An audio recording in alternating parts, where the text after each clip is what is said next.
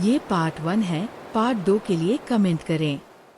चालाक लोमड़ी ने तो राजा से ही झूठ बोल दी कि इस जंगल में शिकारी आने वाले हैं और वह शिकारी जिस जंगल का शेर राजा होता है उनका शिकार कर लेता है। उन शिकारी ने आपके मंत्री चीता का भी शिकार कर लिया और वह बहुत बड़े तादाद में है। लोमड़ी के मुंह से ऐसी बात को सुनकर थोड़ी देर के लिए राजा तो हैरान रह गए।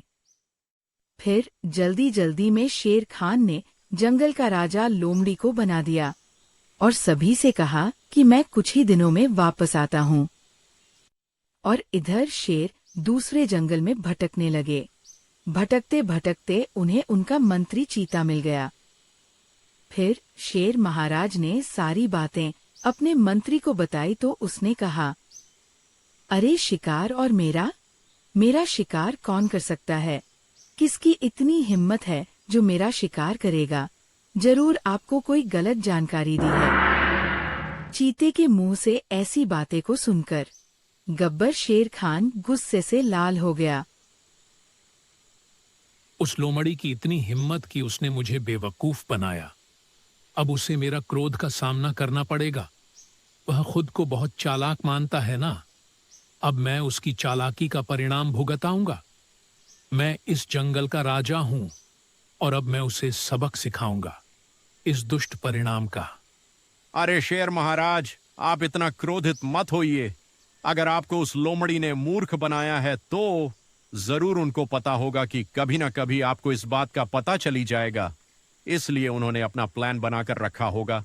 अगर तुम इस तरह गुस्से में उसके पास जाओगे तो जरूर फंस जाओगे। इसीलिए हम उससे बदला लेंगे, लेकिन सोच समझकर। समझे शेर महाराज?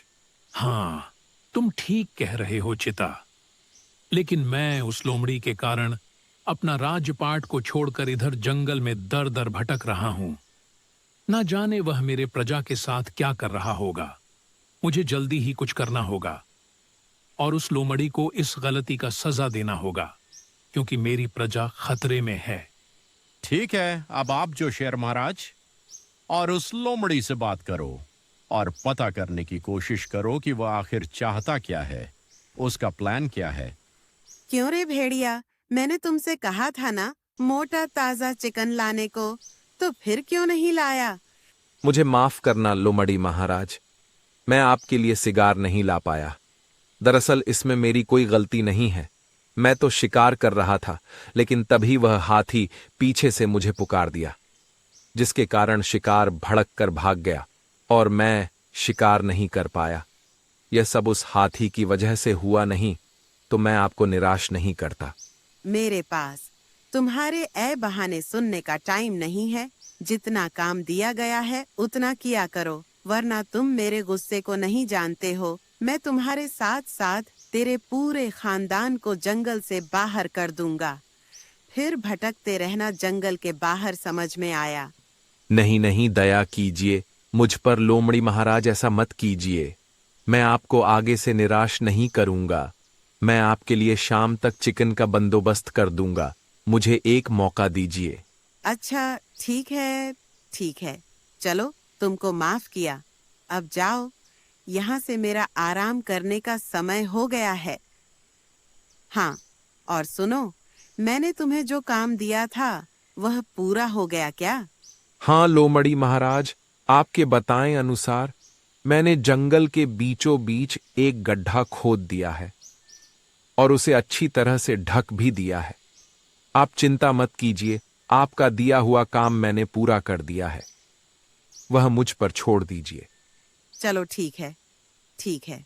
और हाँ, उस हाथी को बोल देना कि वह उस गड्ढे का अच्छे से देखभाल करे, क्योंकि उस गड्ढे में हमारे जंगल का कोई भी जानवर गिर सकता है और उस हाथी की वजह से मैं अभी भूखा हूँ। इसलिए यह एक तरीके से उनके लिए सजा होगा कि वह अब उस गड्ढे का अच्छे से देखभाल करें जब तक मेरा काम ना हो जाए। ठीक है लोमड़ी महाराज, मैं उस हाथी को अच्छे से समझा दूंगा। आप चिंता मत कीजिए। सुनो हाथी, तुम लोमड़ी महाराज को संभाल लेना। आज शिकार न ले जाने के कारण वह बहुत गुस्सा कर रहा था, तो मैंने उसे बोल दिया कि मैं उस हाथी की वजह से शिकार नहीं कर पाया, यह सब उसकी गलती है।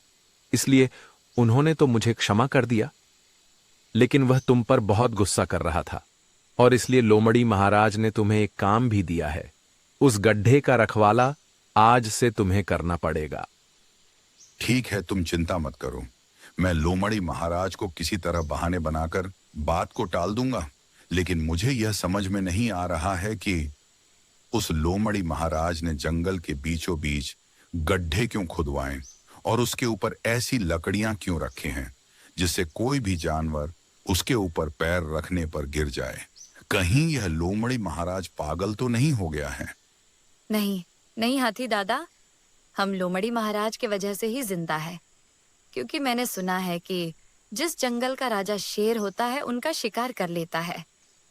ये तो लोमड़ी महाराज ने अपना दिमाग लगाया, जिसके कारण हम अभी जीवित हैं, नहीं तो हम भी मारे जाते। इसलिए जो लोमड़ी महाराज का रहे हैं उसका हमें पालन करना चाहिए। अरे क्या बातें चल रहा है यहाँ, जरा मुझे भी बताओ। शेर महाराज की जय।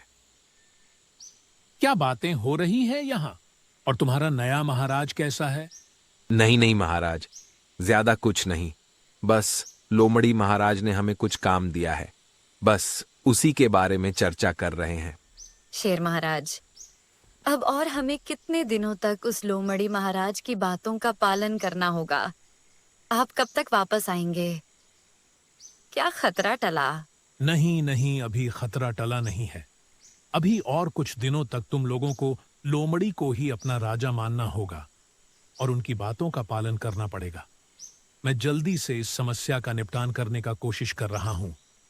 मुझे कुछ काम है, मैं जा रहा हूं और तुम लोग अपने नए महाराज की आज्ञा का पालन करो। मैं जल्दी ही वापस आता हूं। ठीक है महाराज। हिरनी जंगल में मजे से घूम रही थी। तभी अचानक उसके सामने राजा शेर आ जाता है। शेर को सामने देखकर लोमड़ी का तो हवा टाइट हो गया। अरे कहाँ घूम रहे हो लोमड़ी? वैसे तेरा बहुत बहुत शुक्रिया जो तुमने सही समय पर आकर मेरे राज्य को बचा लिया और इतनी मेहनत से तुम मेरे राज्य को संभाल रहे हो। तुम्हारा बहुत बहुत शुक्रिया। शेर के मुंह से ऐसी बातें को सुनकर लोमड़ी को ये तो पता चल गया कि अभी शेर खान को सच्चाई का पता नहीं चला है। मैं तो खामखा इससे डर रहा था। मुझे लगा कि आज तो मेरा आखिरी दिन है। अरे क्या हुआ लोमड़ी, कुछ तो बोलो।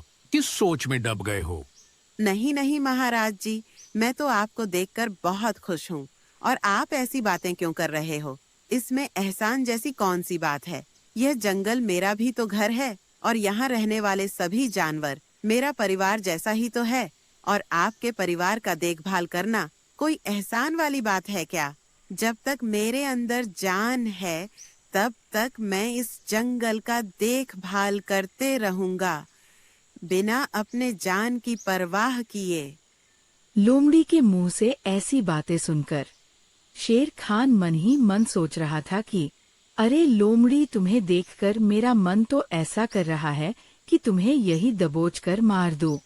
लेकिन तुम्हें मारने के लिए मुझे सबसे पहले तुम्हारे योजना को समझना पड़ेगा, उसके बाद ही तेरा अंत होगा। दुष्ट लोमड़ी। क्या हुआ महाराज, आप क्या सोच रहे हो? कुछ नहीं, मैं तो बस यह सोच रहा हूं कि तुम कितने नेक दिल हो। तुम्हारे अंदर थोड़ा सा भी घमंड नहीं है। तुम बहुत अच्छे हो। तुम्हारे जैसे प्रजा मिलना आज के समय में तो ना के बराबर है। तुम बहुत अच्छे हो। ठीक है महाराज, अब आप आ ही गए हो तो चलो मैं आपको कुछ दिखाता हूँ। आप देखकर बहुत खुश होंगे। चलिए मेरे साथ, मैंने कुछ इंतजाम किया है आपके लिए। फिर लोमड़ी शेर खान को अपने प्लेन के मुताबिक आगे आगे चलकर उसे गड्ढे की ओर लेकर जाने लगा, क्योंकि उन्हें पता था कि अगर शेर खान को सच्चाई का पता चलेगा तो वह मेरा निश्चित शिकार कर लेगा। शेर भी लोमड़ी के पीछे पीछे चल रहा था और अपने आप को सुरक्षित महसूस कर रहा था, क्योंकि उन्हें पता था कि ये लोमड़ी फिर से कोई चाल ना चल दे। इसलिए शेर खान उसके ऊपर पीछे से नजर रख रहा था और शिकार करने का मौका ढूंढ रहा था। ये पार्ट 1 है। पार्ट 2 के लिए कमेंट कर